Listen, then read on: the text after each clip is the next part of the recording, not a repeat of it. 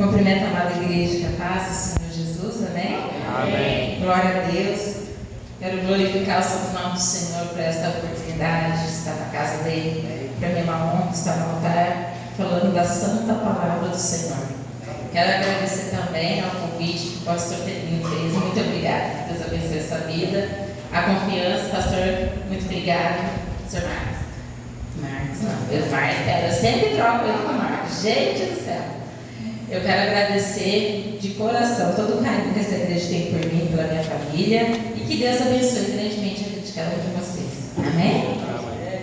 E trago também um abraço do meu pastor, presidente, pastor Ronaldo. Se der, ele manda um abraço para o pessoal daqui da igreja. Ele pode deixar que eu mando, tá? Então, assim, ser abraçados por ele.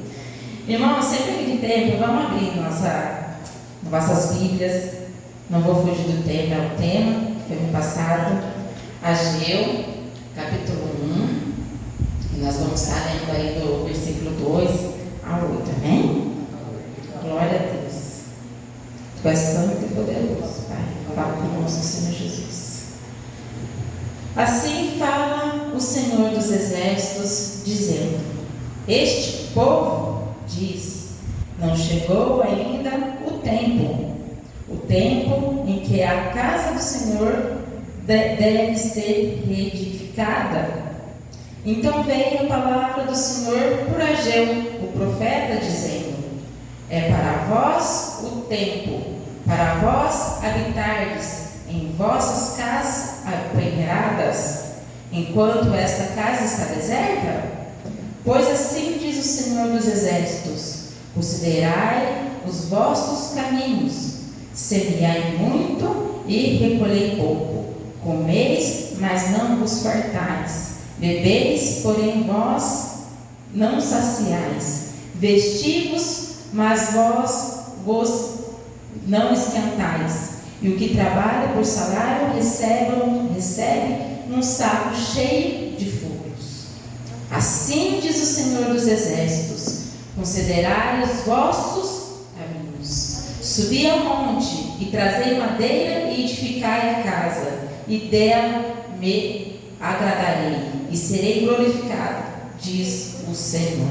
Amém? A igreja pode se assentar. Glória a Deus. Tu és santo e poderoso. Aleluia.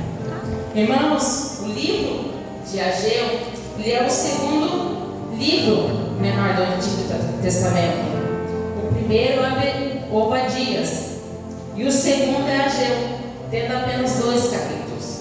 O ministério desse profeta também foi curta, mas muito importante para a palavra, para o cumprimento das promessas do Senhor Jesus, do nosso Deus, nas nossas vidas.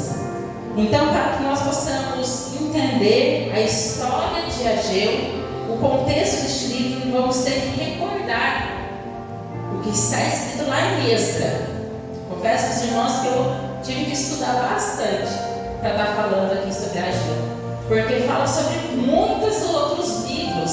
É um livro pequeno, mas muito rico de histórias antigas, promessas que o Senhor fez lá atrás. Então, eu prometo ser fiel aqui à palavra do Senhor, está colocando aqui esses livros nessa pregação, porque é muito importante para o nosso crescimento espiritual e nosso aprendizado. Amém? Vocês se lembram que o povo, lá atrás, eles foram divididos, o reino norte e o reino sul? E depois de um tempo, o Senhor falou que ia destruir esses reinos, porque eles desobedeceram, eles deixaram a idolatria entrar nos seus corações.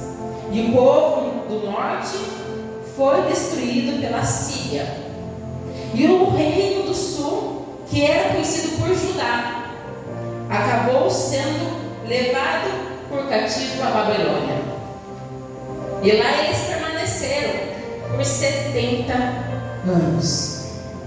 70 anos. Porque desobedeceram a ordem do Senhor. Desobedeceram os princípios da palavra do Senhor. E o profeta Jeremias, que profetizou um tempo atrás, disse que eles ficariam lá esses 70 anos. E depois que eles voltassem, é uma promessa de Deus, eles voltariam diferente. Eles voltariam diferente da maneira que eles foram. E eles nunca mais se entregaram à idolatria. Nunca mais. Infelizmente, eles tiveram que pagar um alto preço. Desobedeceram ao Senhor, pagou um alto preço para poder nunca mais cometer esse pecado, que é a de idolatria. Só que o que acontece? Quando deu os 70 anos, o povo teve que voltar. E eles voltaram em 3 levas. Do mesmo jeito que quando eles foram cativo a Babilônia, eles foram em 3 levas. A primeira leva foi com o profeta Daniel. E o profeta Daniel ficou no palácio. A segunda leva foi com o profeta Ezequiel. Ezequiel ficou com o restante do povo, que acabou indo para ser escravizado lá na Babilônia, para servir a Babilônia. E a terceira leva ficou com o profeta Jeremias. Ele ficou no próprio reino de Judá. Judá tinha sido destruída, suas terras, seus lares, a cidade tinha sido destruída. Só ficou os pobres, os doentes e os mendigos. Aí, para voltar também, foi em 3 levas. Na época, quem governava lá, quem estava governando lá, permitiu que voltasse. É o Ciro. Ciro é o grande. E é ele que fez o decreto para libertar o povo da escravidão. Permitiu que o povo voltasse do auxílio, daquela opressão. Aí, então, a primeira leva vem com o sumo sacerdote. Os irmãos estão entendendo? É que a história é longa, eu tenho que resumir. Amém? Então, a primeira leva ela vem então com o sumo sacerdote Josué e alguns da linhagem de Davi, que era o governador, o líder de Deus, que Deus estabeleceu e chamou, que é Zorobabel. A segunda leva veio com Esdra. A terceira leva, em missão, veio com Neemias. Então, lá no livro de Esdra, não é só sobre a história de Esdra. É, inclusive, a primeira missão de Zorobabel, com Josué, que é o sumo sacerdote. Então, nós precisamos lembrar que foram 3 pessoas escolhidas, foram 3 missões e foram 3 levas. O Senhor é perfeito. Ele é perfeito em cada detalhe. A primeira missão é reconstruir o templo, a casa do Senhor, que havia sido destruída. O Senhor falou: vem, Zorobabel, e reconstrói o templo. A segunda missão vem com Esdra: purifica o povo, lembra o povo da minha lei, traz de volta a aliança com Deus. Por quê? Porque o povo já tinha se misturado, já tinham casado com mulheres estrangeiras, já tinham esquecido as leis, já tinham esquecido a aliança, os princípios. Então, essas tinham que purificar o povo, ensinar o povo. E a terceira leva vem com Neemias, para que depois que reconstruísse o templo, o povo já aliançado com Deus, Neemias vai então reconstruir os muros, reconstruir as portas do templo. Neemias vai cuidar da parte da segurança do templo. E aí, Ageu, que é o primeiro profeta que Deus levanta depois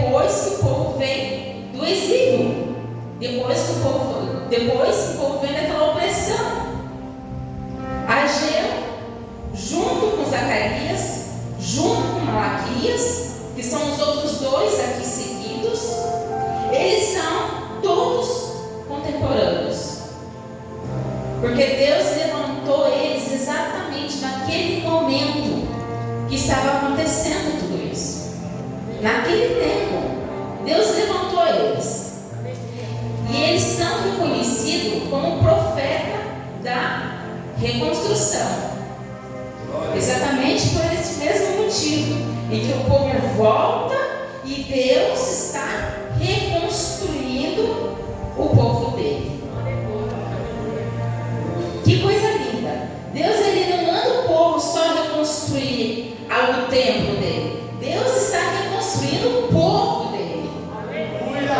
Olha que lindo, que cuidado, que coisa linda. Quando Deus levanta Ageu, ele tinha 70 anos.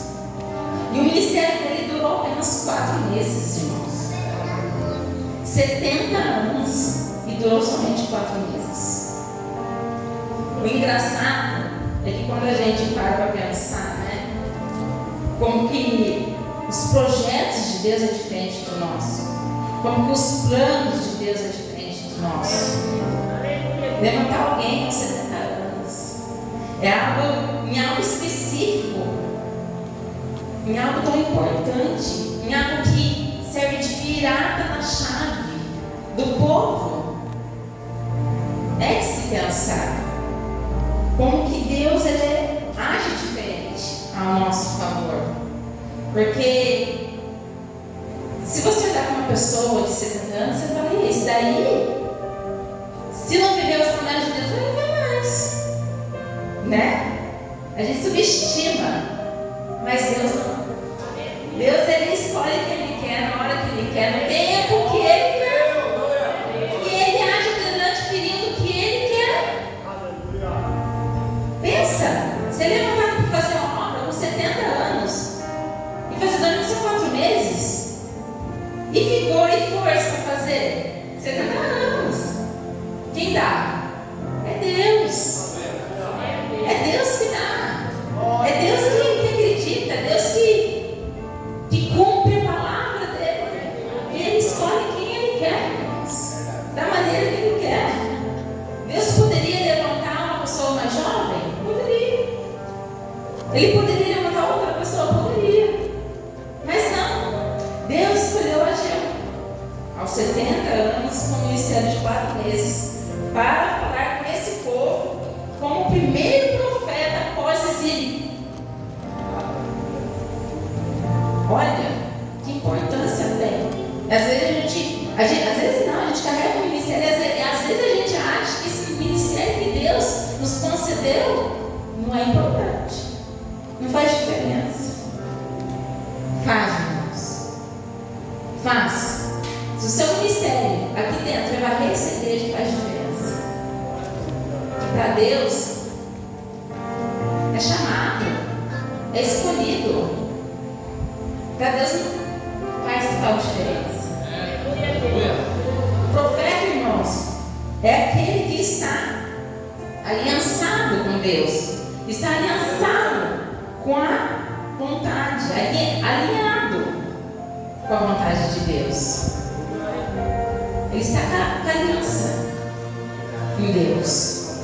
Então, todas as vezes que a gente não está entendendo, visualizando o que está acontecendo, Deus levanta um profeta para falar conosco. E muitas vezes é difícil a gente entender o que Deus está fazendo na nossa vida. A gente olha e fala assim, nossa, que silêncio. Não consegue entender. E Deus, com a sua santa misericórdia e graça infinita, ele levanta o profeta para falar para o povo. É o cuidado de Deus. É o cuidado de Deus com o povo. Mas aqui, em Israel, específico em Israel, Deus levantava, na maioria das vezes, um profeta quando o povo realmente estava fora, totalmente contra a vontade de Deus. Nesse tempo, quando o povo estava totalmente fora da vontade pegava, escolhia um e levantava para corrigir, para avisar. Então, aqui o que tinha acontecido?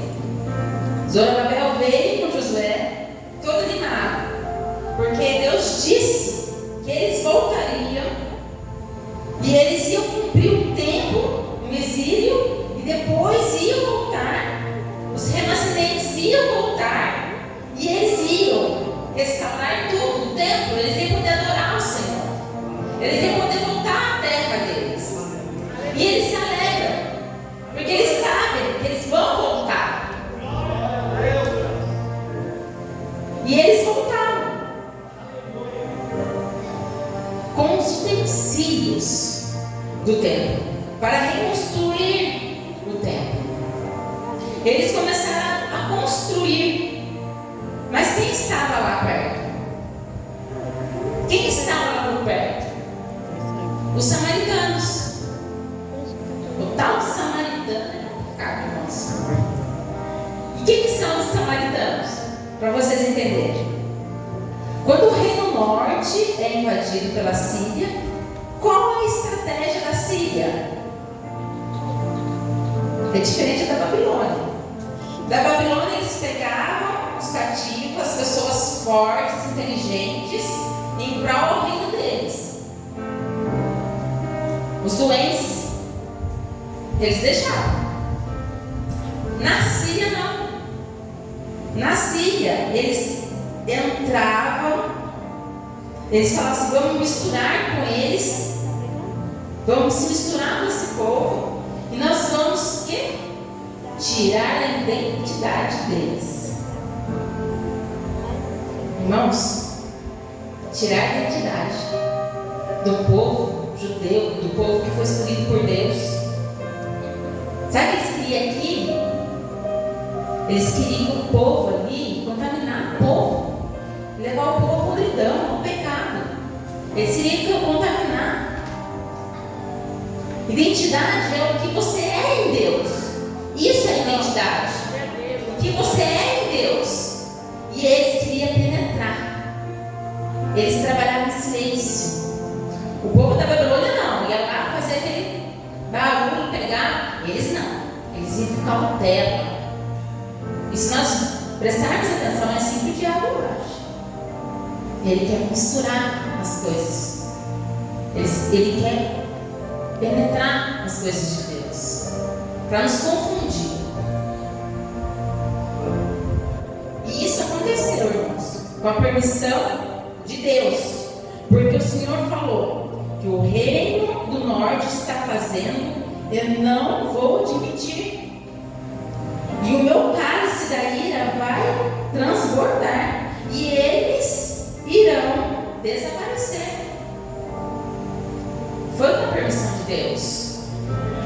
Eles estavam pecando, blasfemando contra o Espírito Santo, idolatrando os outros deuses, esquecendo da promessa.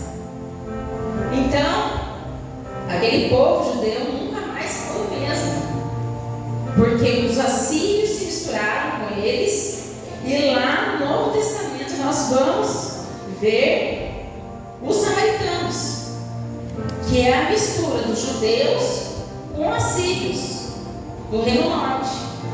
Para ficar mais fácil para vocês entenderem, essa mistura fala assim: judeu casou com assírio, resultado samaritano. Então, judeus mais assírios igual ao samaritano. Entendeu? Mesmo eles sendo destruídos, né? Mesmo as terras, tudo, os lares sendo destruídos, o reino do sul ainda sobreviveu durante 100 anos. Deus teve misericórdia, sabe por quê? Porque havia 4 reis bons lá.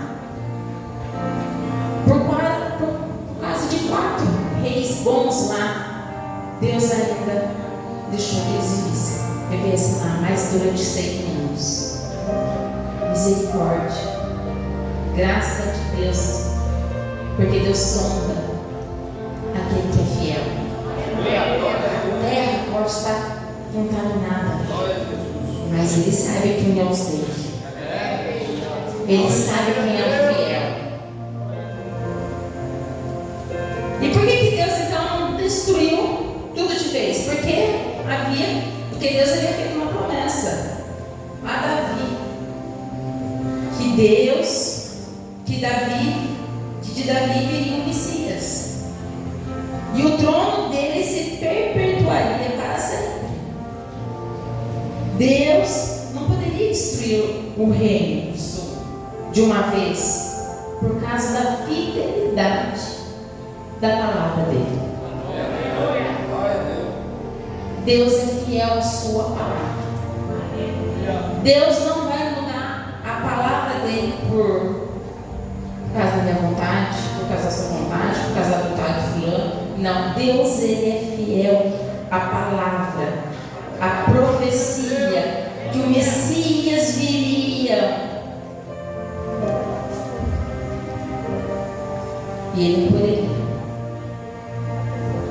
Só que quando o povo começa a construir o templo, o que acontece? Está cheio de samaritanos. Eles vão lá, começam a construir o templo, levantar os muros, e lá está cheio de samaritanos. Tudo misturado. E eles querem ajudar na construção. Só que aqueles que ficaram no exílio são os remanescentes que voltaram. Eles aprenderam a lição lá atrás. Eles falaram assim: quê? Nós que viemos de lá aprendemos a lição, mas não vamos misturar não esse povo não. Esse povo quer nos contaminar, porque o pecado contamina, irmãos. Aí o que eles falaram? Não, vocês não vão nos ajudar. Não vai ajudar não. Aí eles, os samaritanos, começaram a fazer o quê? Criar a oposição. Por isso que eu falo que os samaritanos é complicado. Eles começam a criar a oposição. Eles mandaram cartas para o governador falando que os remanescentes eram rebeldes, falando que aquele povo era rebelde, que é para eles tomar cuidado. Os remanescentes poderiam lutar contra eles lá para frente, gerar uma guerra. E o que o governador fez? Ele paralisou a obra. Ele não permitiu que aquela obra continuasse. Irmãos, imaginem você ter uma promessa de Deus, não consegue cumprir o que Deus está falando. Você passa, sabe quanto tempo eles ficaram esperando? 16 anos. Aquela obra ficou paralisada durante 16 anos. E imagina você com uma promessa de Deus, tendo que esperar 16 anos. Nesses 16 anos, se você não está aliançado na promessa, fazendo aquilo que Deus mandou você fazer, você vai fazer o quê? Você vai cuidar das suas coisas. Deus mandou fazer, mas eu não posso, porque o governador não deixa. Então eu vou cuidar das minhas coisas, eu vou cuidar dos meus afazeres, eu vou viver da maneira que eu acho que eu devo viver. E é exatamente isso que o povo estava fazendo. O povo largou a mão do templo, que era a sua primeira ordem de Deus, a primeira missão que Deus deu: reconstruir o templo. E isso, irmãos, é muito profético. Primeiro, nós precisamos reconstruir a nossa vida com Deus.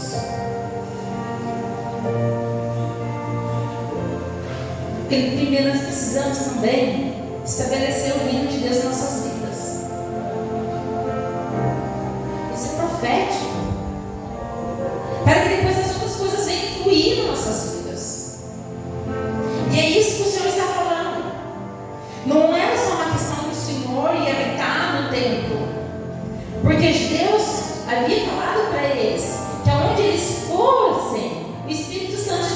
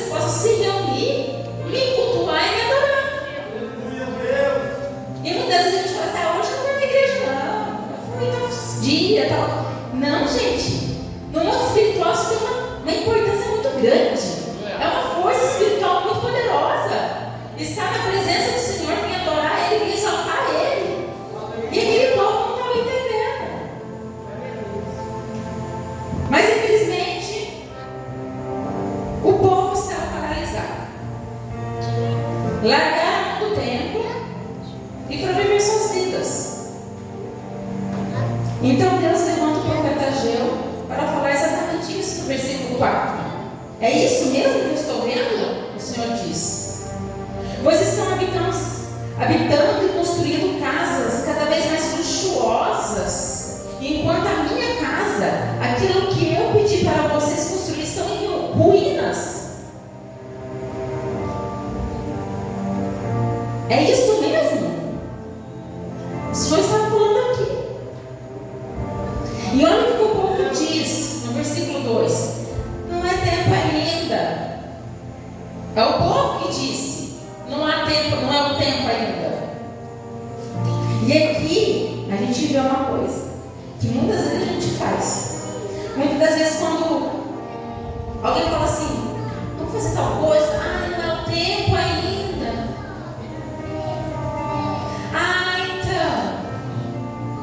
A gente sempre dá uma desculpa, não é? Mas quando a gente está naquela ansiedade de fazer uma comida, uma casa, a gente não sossega, a gente vai e faz. Aí quando é para obra, às vezes não tem ainda. Gente, sabe qual que é a desculpa do crente? Então, no tempo de Deus, eu faço. É a desculpa do crente, gente. Eu já fiz muitas vezes isso. Deus me perdoa, mas eu aprendi. Né? Mas é porque a gente fica dando desculpa. No tempo eu faço. Quando eu conquistar aquilo, eu faço. Depois que fizer isso, eu faço. A verdade, irmãos, é o que Deus tem uma função para nós em todas as fases das nossas vidas. Não existe isso, não tem tempo ainda. Não existe. Não tem. Se Ele nos chamou, se Ele se nós te pusermos a servir a Ele, Ele nos ajuda, nos capacita, nos sustenta. Pode ser a fase mais difícil das nossas vidas. Ele vai ter uma função. Dentro dessa fase, para a obra dele, Ele vai ter uma função. Ele é perfeito. Nós somos imperfeitos, mas Ele não. Então, qual é o pecado que o povo estava cometendo aqui? O pecado da acomodação. Passividade. Essa obra não é para mim agora. Passividade. Levanta teu irmão. Passividade. Comodismo. Então é óbvio. Todo mundo sabe que a obra de Deus precisa ser feita. Ela tem que ser feita.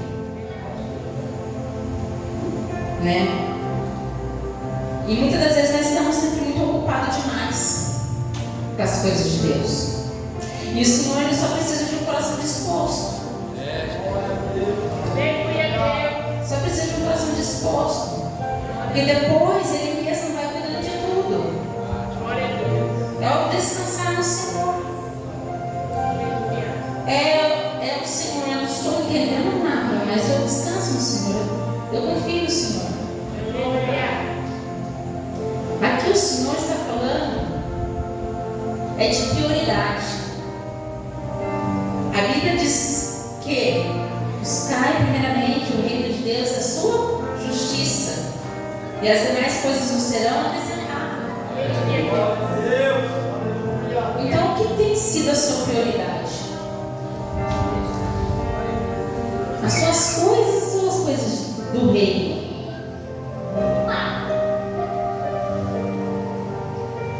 E muitas vezes a gente não faz isso. E olha o que no versículo 6 a palavra do Senhor diz. Vou ler aqui para vocês. A minha tradução é um pouco diferente de vocês, eu acho. O 6 diz assim: semeai muito e recolheis pouco. Comeis, mas não vos fartais. Bebeis, porém vós não saciais. Vestivos, mas não vos esquentais. E o que trabalha por salário, o recebe no sábado, cheio de frutos. o Senhor está dizendo aqui é o seguinte: enquanto vocês fazem isso, só olhem para as coisas de vocês, sabe o que isso vai gerar na sua vida? Sabe o que isso vai atrair na sua vida? Vai atrair um ambiente de insatisfação. Nós nos tornamos pessoas insatisfeitas, sempre querendo mais, sempre frustradas com algo, com alguma coisa na nossa área, sempre. Porque é exatamente isso.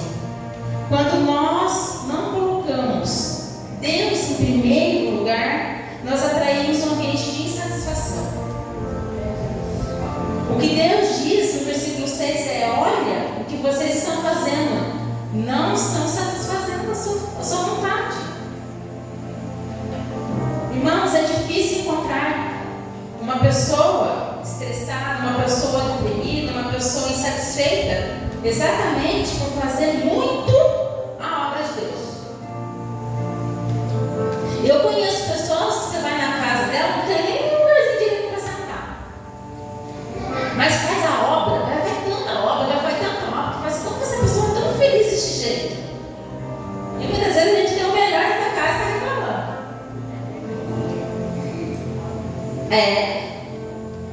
Porque a gente está procurando tanto satisfazer. Eu conquistei isso.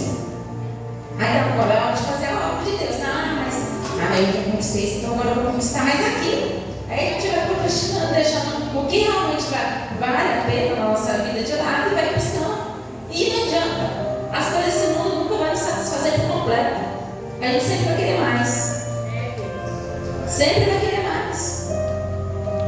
Geralmente as pessoas que estão adoecendo emocionalmente, porque quando elas mais correm atrás das coisas dela, mais frustradas elas ficam. Por isso que as pessoas estão adoecendo. Mais frustradas elas ficam.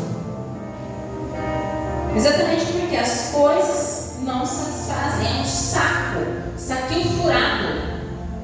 Faz, nada tá bom. Nada tá bom. É um saquinho furado para a alma. Pode acumular as coisas aqui, mas para a alma, só as coisas do céu nos satisfaz. Prende nossa alma. As coisas do mundo é momentâneo, irmãos. A gente luta para conseguir alguma coisa, para conquistar alguma coisa. Vem aquela alegria conquistou. Daqui a pouco você quer conquistar outra. Você esquece aquela alegria. É momentâneo. Mas as coisas do reino eterno, ela satisfaz a nossa alma, o nosso corpo e o nosso espírito. Para finalizar aqui, eu vou ler o versículo 7 e o 8, que diz assim: assim diz o Senhor dos Exércitos: considerai os vossos caminhos, ou seja, pensem no que vocês estão fazendo. Analise o que vocês estão fazendo. Versículo 8: subi ao monte e trazer madeira e edificar a casa, e dela me agradarei, e serei glorificado, diz o Senhor. Calmamente, o Espírito Santo nos lembra aquele povo, que os materiais para fazer a obra estão disponíveis em uma pequena distância. A implicação não é exigida de uma oferta grandiosa. Estava disponível para eles. Madeira, você vai ali, você corta e faz. Mas é aquela desculpa: quando tiver isso, eu construo. Deus precisa apenas que nós tenhamos disposição para trabalhar no reino. Que as demais coisas nas nossas vidas vai ser acrescentado. E que nós possamos ser daqui nessa noite com esse aprendizado. É melhor aprender escutando do que aprender pagando preço. Que esse povo pagou um preço durante 70 anos. Durante 70 anos esse povo foi escravizado. Que nós possamos sair daqui essa noite na certeza de que esse ano de 2024 nós vamos nos esforçar mais para fazer a vontade de Deus. Nós vamos nos esforçar mais para fazer a vontade do Reino. E do resto que vai cuidar. Descansa. Descansa no Senhor. A Geu tinha um ministério de 4 meses. Às vezes fala, olha no espelho e fala assim, ninguém dá nada, mas Deus dá. E às vezes o seu ministério pode ser durante um dia. Durante um dia você pode salvar uma alma falando de Jesus para ela. Você é importante para Deus. Você é importante para a obra dele. Você é importante para o reino dele. Então, busque disposição. Se você não tem hora, Senhor, me dê disposição, me dê ânimo, me dê coragem para fazer a tua obra. E não me deixe ser contaminado pela acomodação, ser paralisado pelo que o mundo tem oferecido. Saia com essa mentalidade daqui hoje, que a vitória é sua, a vitória é do reino, a vitória é de Jesus. E nós só vamos ter vitórias se nós estivermos com ele.